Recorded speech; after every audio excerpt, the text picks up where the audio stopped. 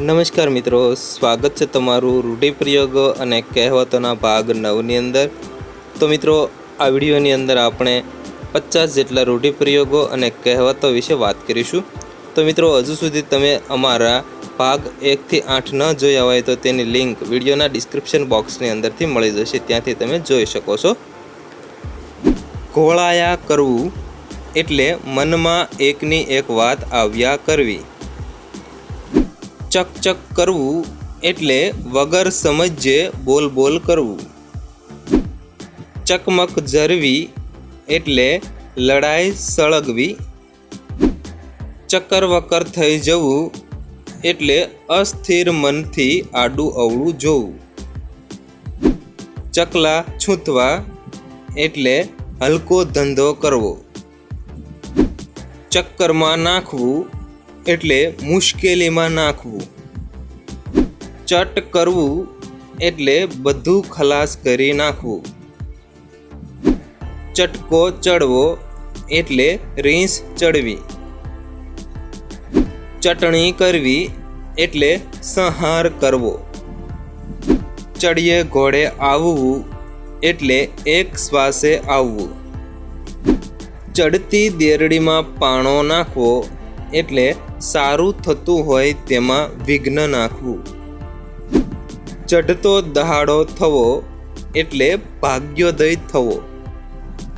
ચઢી બેસવું એટલે બહેકી જવું। ચપટીમાં આવવું એટલે ફસાવવું। ચપટીમાં ચોળી નાખવું એટલે ઘડીકમાં સંહાર કરવો। ચપટીમાં લેવું એટલે કબજે લેવું। ચમત્કાર બતાવવો એટલે નવાઈનું કામ કરી બતાવવું। ચરણ સેવવા એટલે તાબેદાર થઈ રહેવું। ચરબી ચઢવી એટલે અભિમાન આવવું। ચંડાળ ચોકડી ભેગી થવી એટલે કાળા કૃત્યો કરનારી ટોળકી ભેગી થવી। ચાબખા મારવા એટલે આંકરા મહેણા મારવા। ચામડાની જીભ હોવી એટલે આડું અવળું ગમે તેમ બોલવું। ચામડી ઉતરડી નાખવી એટલે ચાબુકથી માર મારવો। ચાર હાથ કરવા એટલે હદથી વધારે ઉતાવળ કરવી। ચારે હાથ હોવા એટલે સંપૂર્ણ મહેરબાની હોવી। ચાલતા બળદને આર ઘોંચવી એટલે કામ કરવા છતાં ટોક ટોક કરવું। ચાળા કરવા એટલે નખરા કરવા। ચાંચ મારવી એટલે માથું મારવું। ચાંદનો ટુકડો હોવો એટલે ખૂબસૂરત હોવું। ચિઠ્ઠી ફાડવી એટલે મોત સાવ પાસે આવવું। ચિઠ્ઠીના ચાકર બનવું એટલે કહ્યા મુજબ ચાલનાર બનવું।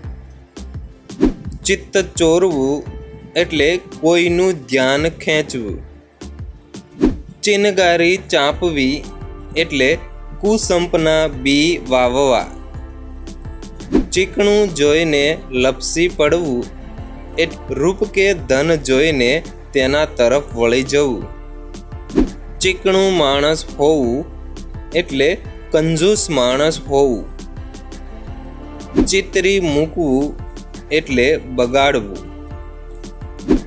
ચીનના શાહુકાર થવું એટલે લુચ્ચા કે કપટી થવું। ચીભડાના ચોર થવું એટલે હલકી ચોરી કરવી। ચીરીને મરચા ભરવા એટલે શરીરે બળતરા ઉઠે તેવો માર મારવો। ચીલે ચીલે ચાલવું એટલે રિવાજ મુજબ ચાલવું।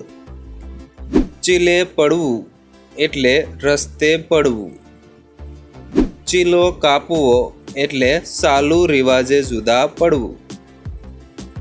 ચિંથરે હાલ થવું એટલે ગરીબ સ્થિતિમાં મુકાવવું। ચૂપ કરવું એટલે બોલતી બંધ કરવી। ચુંગાલમાં આવવું એટલે ભીડ કે બંધનમાં આવવું. ચૂડેલ રાસડા લે તેવું એટલે ખેદાન મેદાન થયેલું. ચૂડેલના વાંસા જેવું થવું એટલે ભારે ભયાનક જણાવવું. ચૂડ ભરાવવી એટલે પકડમાં લેવું. ચૂડી પહેરવી એટલે ફરીથી પરણવું. ચૂડીઓ પહેરવી એટલે ના મર્દાઈ બતાવવી.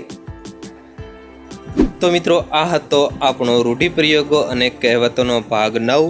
તો મિત્રો, વિડીયો પસંદ હોય તો વિડીયોને લાઇક અને શેર કરવાનું ભૂલતા નહીં. તથા મિત્રો, આવા જ વિડીયો જોવા માટે પ્લીઝ અમારી આ યુટ્યુબ ચેનલને તમે જરૂરથી સબસ્ક્રાઈબ કરી લેજો.